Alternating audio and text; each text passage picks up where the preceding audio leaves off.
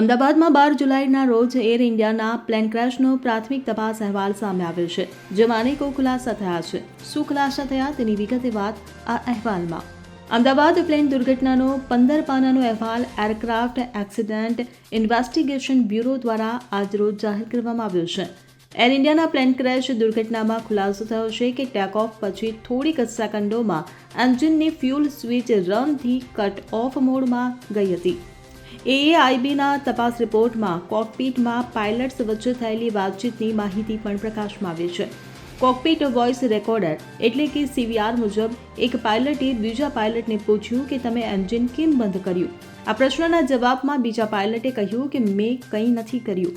બંને પાયલટ્સ વચ્ચેની વાતચીતથી સ્પષ્ટ થયું છે કે એન્જિનમાં ઈંધણ આવતું બંધ થયું હતું.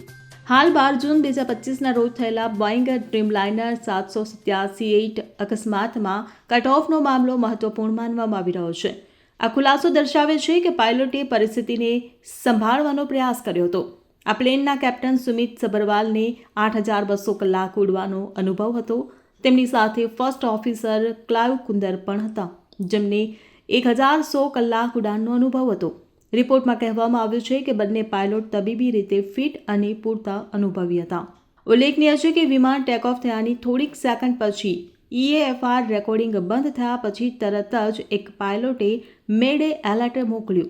એર ટ્રાફિક કંટ્રોલે કોલ સાઇન વિશે પૂછપરછ કરી. તેને કોઈ જવાબ મળ્યો નહીં, પરંતુ પછી એરપોર્ટ સીમાની બહાર મેડિકલ કોલેજની હોસ્ટેલ પર વિમાન ક્રેશ થયું હતું, જેમાં કુલ 260 લોકોના મોત નીપજ્યા હતા. Bureau report CN24 news. હવે જુઓ દેશ દુનિયાની તમામ ખબરો તમારી આંગળીના ટેરવે. ઉઠાવો મોબાઈલ અને Google Play Store પરથી ડાઉનલોડ કરો અમારી CN24 ન્યૂઝ મોબાઈલ એપ.